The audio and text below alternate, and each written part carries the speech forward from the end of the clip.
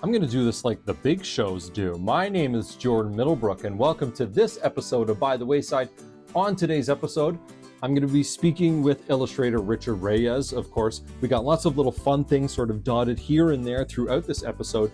I'm going to be talking about Kelsey Grammar as the Beast, so you're not going to want to go anywhere because that's awesome. And we have an Omar we have an Omar thing.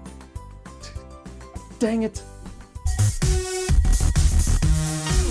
Listen, we sometimes forget things. Sometimes I ramble on and my mouth gets either too fast or my brain is going too fast and things just never mesh. Hi, I'm your host, Jordan Middlebrook. Welcome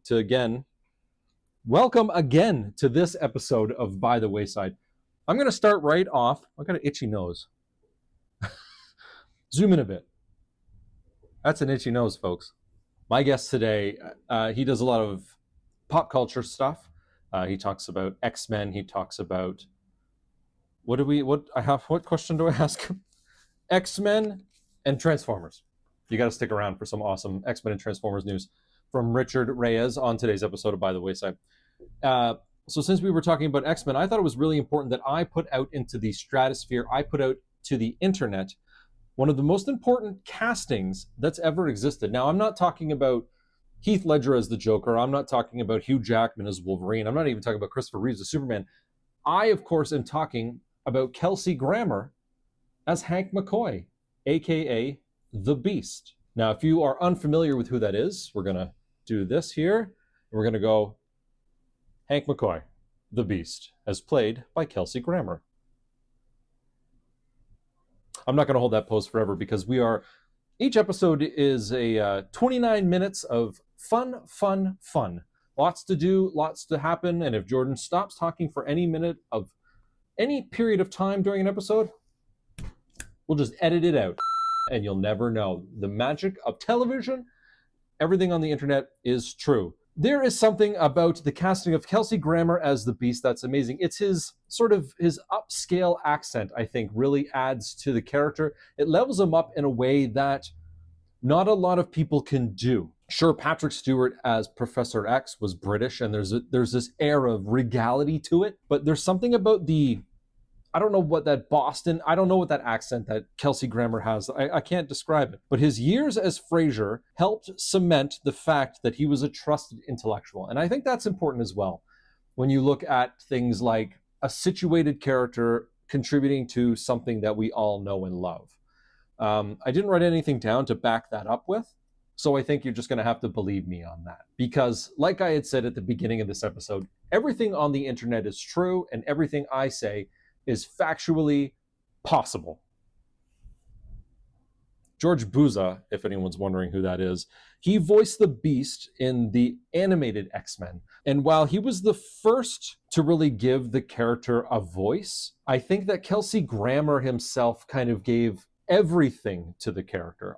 When I think of the Beast, I think of George Buza's voice. But when I think of the Beast, I think of Kelsey Grammar embodying everything about the character. And I think there's something to be said for that. I am, 44 years old.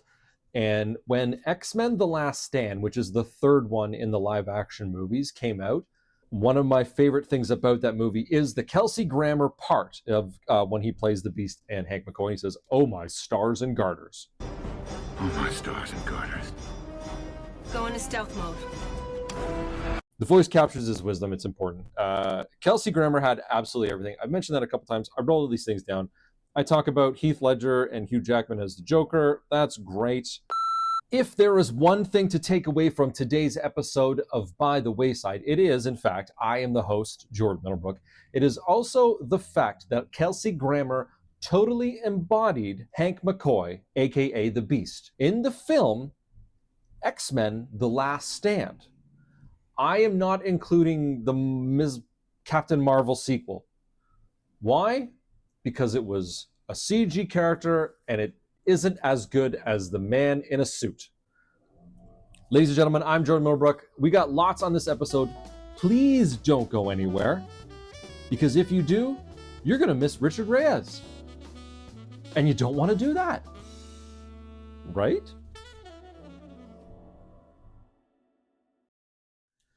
And welcome back to this episode of By The Wayside. Like I had promised at the beginning of the episode, I'm going to have guests. I'm going to have Omar recommends. I'm going to have shenanigans. I'm going to have lots of fun. Of course, we're going to go right into the guests. With me today, illustrator Richard Reyes is with me today. Richard, thank you very much for taking the time. Thank you for having me. One of the really fun things about the name Richard is that there's so many variations. Yes. I'm not going to say all of them, but you can use Richard to, like, my favorite is Robin, but Robin's real name. Yeah. But I've always loved it. And when you think about it, this is funny. And I know we didn't talk about this beforehand, but the way my brain works is it's like I think of one thing and then another thing and another thing.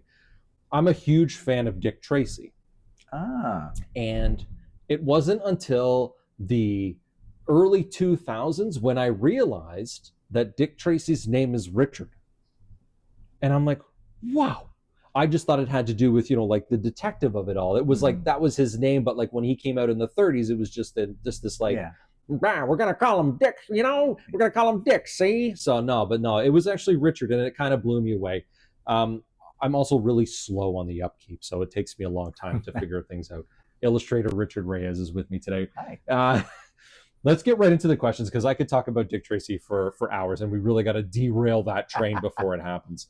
Your name, of course, is Richard. Someone just tried to get into Wayside Comics and Cocktails, but we're closed while we're doing this episode. So they need to apologize. I should stop them and say, hey, you apologize. Sorry for interrupting your specific episode, Richard. All good. Your name is Richard, but on all of your social media, it's Rick Ray. Why is that? So the Rick Ray was my way of having my name shortened. It was an homage to Stan Lee, because when I was young and I started doing more research on him, I did my first, I think, 4th grade speech on him. I learned his real name was Stanley Lieber. So the way that he had it as his pen name was he shortened both of his first and his last name. Mm-hmm. So when you have Richard Reyes and you cut it both in half, you also get Rick, which also pays homage to my grandfather because his name is Ricardo. I'm named after him. So having Rick kind of pays it forward for my grandfather. And Ray kind of just comes out of the Reyes, because for some reason the Reyes was always a harder part as I was growing up for people to pronounce. So I thought to cut it a bit short with Ray. But Ray also has a double meaning, because for me, being Filipino, in my logo, I have the Filipino sun. Yes. So the sun is also like a bright, shining, big, bright, and that's usually the energy that I give when I talk to people. Everyone's like, you're always full and upbeat. And for me, I love drawing, so my little ray of sunshine for everybody is when I get to share my art with everyone, and it kind of brings them back to that nostalgia or that feeling of being a kid again. Like that's my main goal, like that's sharing really cool. My ray of sunshine of art and my passion with everybody. That's cool. It's fun when someone can do that for other people, like sort of you kind of adapt or change how you are to make other people feel good. It really shows to your character how empathetic you are to how people come up to you at your tables or your booth. And I've spoken to you a couple times, and it is absolutely true.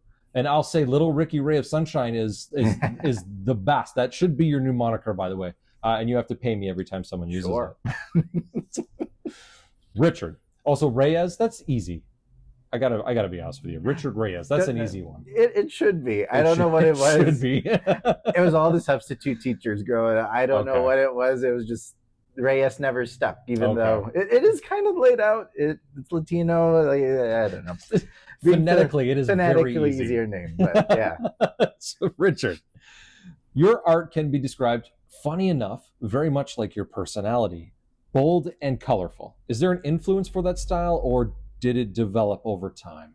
Well, over time, what I realized is color wasn't always my strongest suit, especially when I was starting this. I started drawing as far as I can remember, but it was always when I got to the coloring stage that things kind of went off rails. So as time went on and as I got older, so my illustration style, I usually start traditionally with like pencils and art markers and inks and all that, and that's usually where I stand out the most.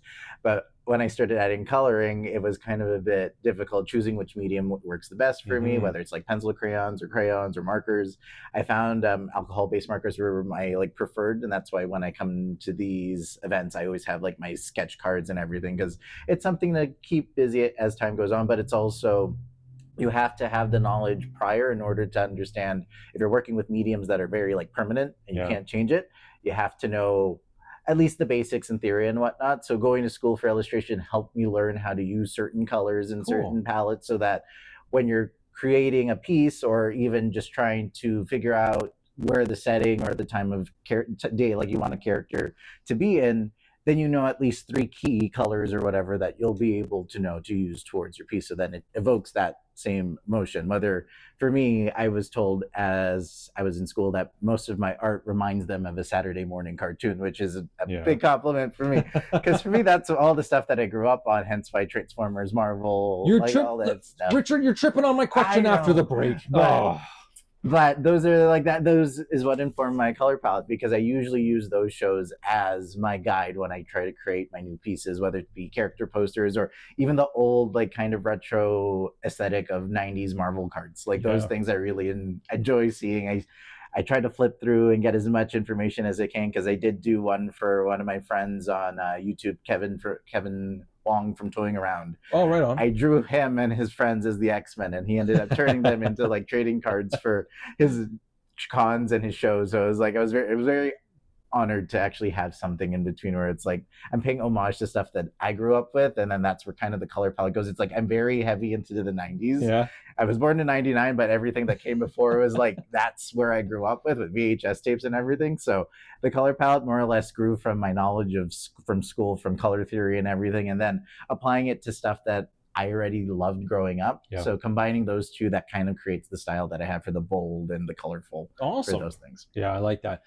You were talking about knowing a little bit about color theory and what colors to use when you're creating, or sorry, not creating, when you're drawing a character and then coloring it at a certain time of day. Is there like, if you're drawing, say, the Hulk, let's just use the Hulk as an example. Is there a favorite time of day you would prefer to draw these characters in, like the Hulk in? Like, do you see like the brooding moonlight in the background, or do you think like sitting on a park bench on a sunny Sunday afternoon? What's your favorite time of day to draw a character in? Probably the night. For me, I like the cooler tones, like the warmer, like cool grays and blues that you can pull up, because the green we already know is a color, but then you can kind of accentuate that with what's there. Like say even like on the moonlight, you can get some highlights of the moon onto the Hulk's green jade skin. Pretty cool. So I feel like drawing characters at night's always a bit more fun, and for me that's my homage to like the 90s Spider-Man, because that's where all this stuff happened. So that's a color palette that I'm very familiar with, and that if I do draw stuff, I always try to make it either it's during the night or if it's during the day, it's like just know what kind of warmer tones that you want to show and bring out the colors. Interesting. If someone Googles your name or peruses your Instagram account, and they will come across someone referred to as, you ready for this? Dante Dalisay. Oh. Who is that? So he's my original character I created when I was in school for illustration, and he's someone that I've been wanting to bring into a one-shot comic for a while. So he is my Filipino-inspired original character that I kind of based on a bunch of characters. The idea came around when the show came out. Okay. I wasn't familiar with the comic book series until the Amazon show kept popping up on my radar. And I saw the design and I was like, oh, that's a cool design for a suit. Maybe I can pull a couple of things from it. And then as I was doing more research, and for me, this was in between, I think, breaks between schools and semesters. So I was like, I want to create my own superhero character. So for me, Dante Dalisay kind of combines... Oh, I've been saying it wrong? Oh, it's okay. How do you say it? Dalisay. Dalisay. Yeah. Okay, Dante Dalisay. Dalisay.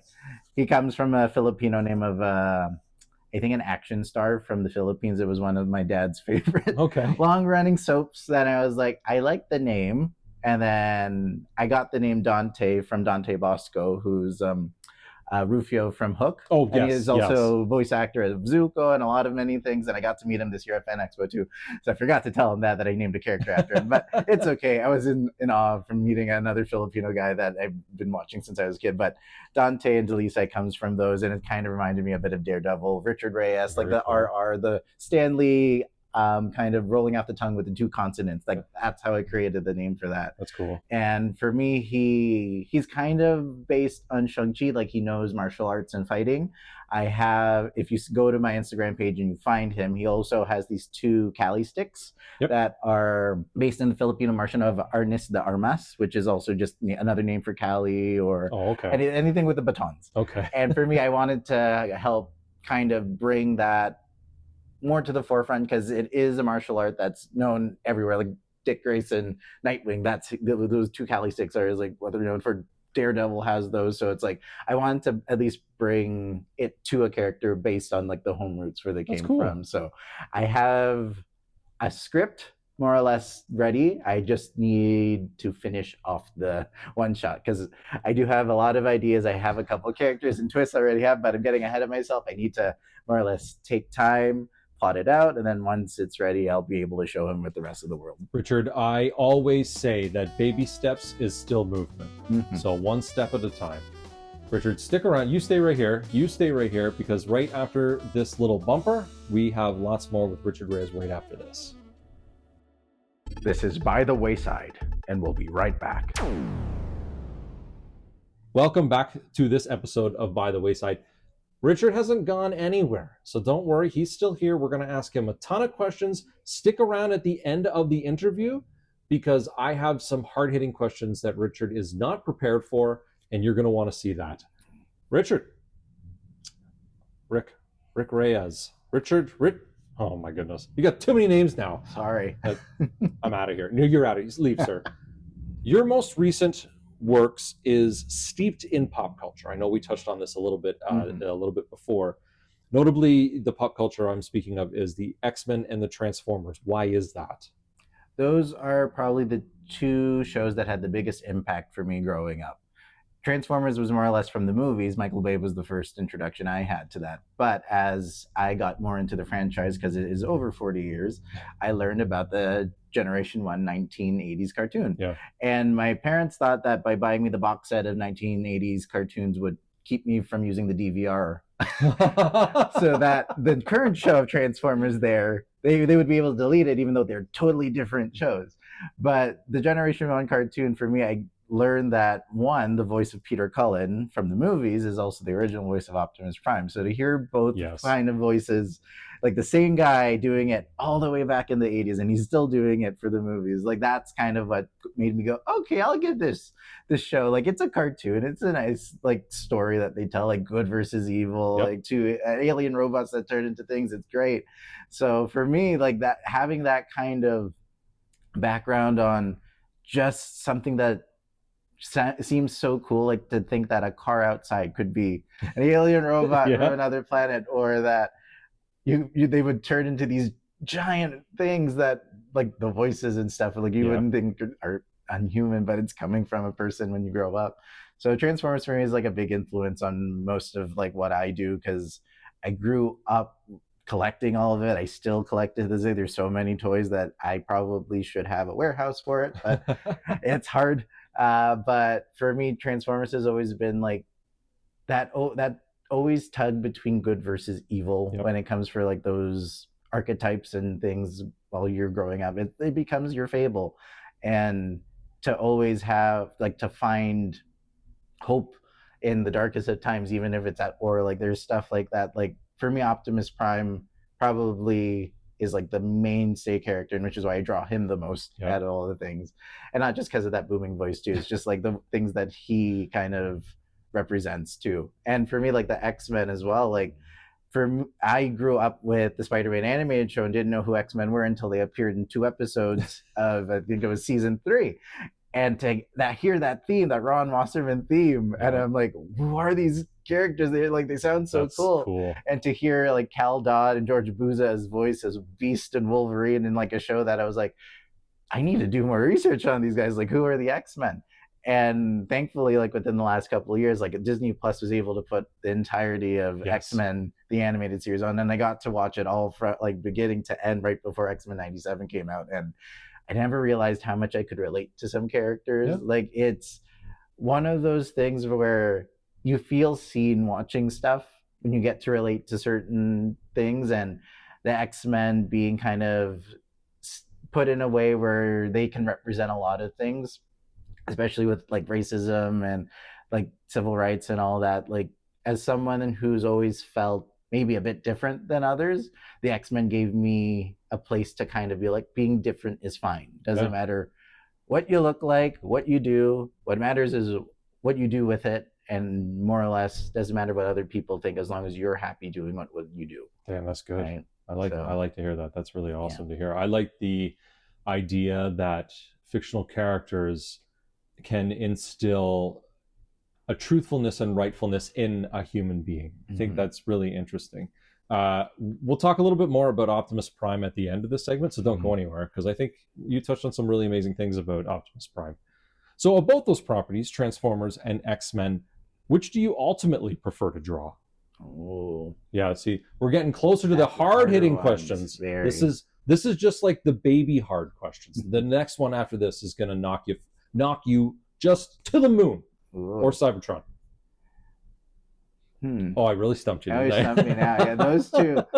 It's like picking which is your favorite child, but I probably have to say drawing Transformers, because I've been doing that since I was probably 8. Yeah. So there's never a day where I could just like, I won't bring up like a pad of paper or like a tissue or something if I have a pen, something, a writing instrument, and you'll just see me sketching an Optimus Prime just on the corner of it. Like, it's one of those things where it's like kind of just muscle memory for me, like at least. One thing that I've realized over the course of doing the show By The Wayside is that technology hates me.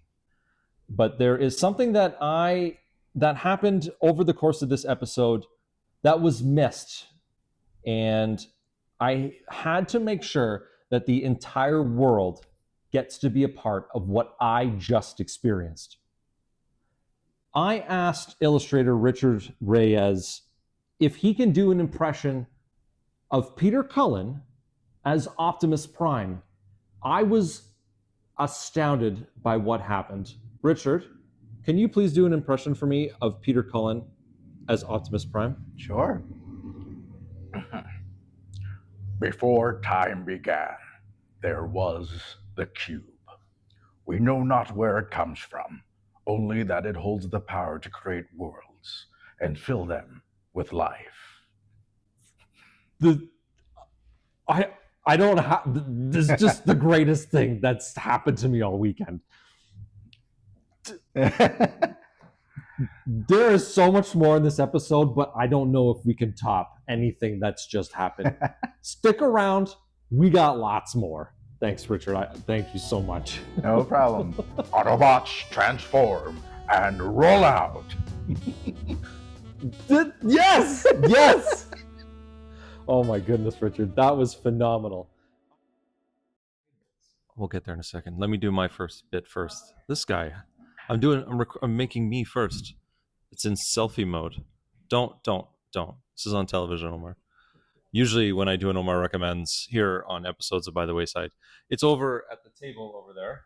And today, doing things a little bit different, I'm going to ask Omar what his recommend is today, and he gets to hold the mic as well. So he's going to hold a comic book and a mic. And so let's find out. Hey, everyone. My name's Omar. I recommend things. Jordan, what would you like me to recommend today? An X-Men comic. Well, he wants me to recommend an X-Men comic today. And it just so happens I have an X-Men comic right here that I want to recommend. So the X-Men comic I'm going to recommend, and I could recommend things like New X-Men, Astonishing X-Men. There's a lot of great X-Men runs, a lot of fun things from the 80s and 90s. But what I'm going to recommend is from the mid-early 2000s. Uncanny X-Force by Rick Remender. I love this run of X-Men. Well, X-Force in this case, but you have your Wolverine, you have your Psylocke, you have Nightcrawler, you have Archangel, Deadpool, Phantom X. Like, there's so many cool characters in this. But Remender's character work is just fantastic here, and he does some amazing things with these characters and truly gives them some standout moments, things that you will not forget for the rest of your comics reading life.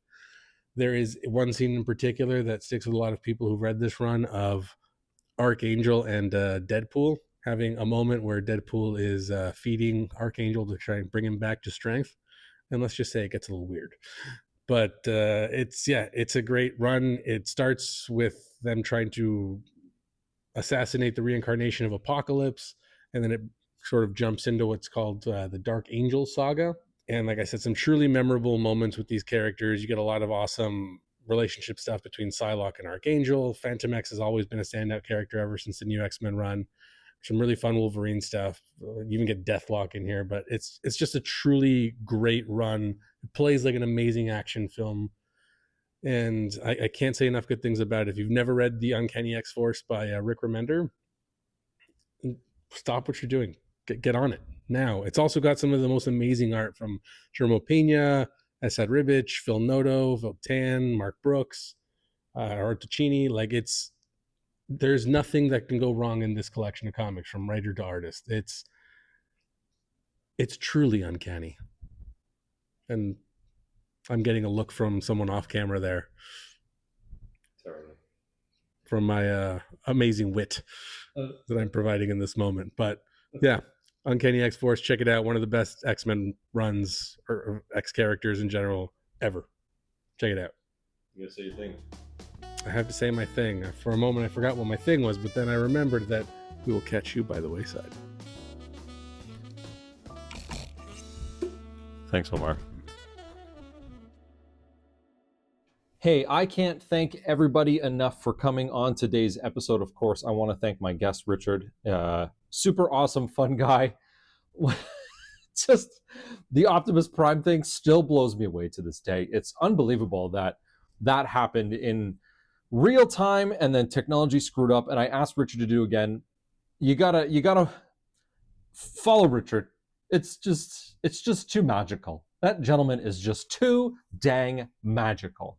Again, thanks, Richard, for joining me on the show today. Who else do we want to thank? We want to thank Omar, of course, who's the shop owner of Wayside Comics and Cocktails in Newmarket, Ontario, and his amazing Omar Recommends.